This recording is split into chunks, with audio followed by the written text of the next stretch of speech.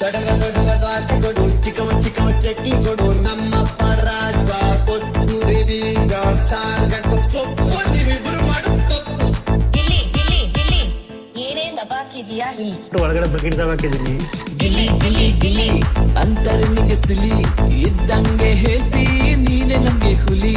ನಿನ್ನ ಒಂದೊಂದು ಮಾತು ಕೇಳಿ ನಗ್ತೀವಿ ನಾವು ಡೈಲಿ. ಆ ಕಡೆ ದೊಡ್ಡವ ಈ ಕಡೆ ಚಿಕ್ಕವ. ದೊಡವ ದೊಡವ ದ್ವಾಸೆ ಕೊಡು, ಚಿಕ್ಕವ ಚಿಕ್ಕವ ಚಟ್ನಿ ಕೊಡು,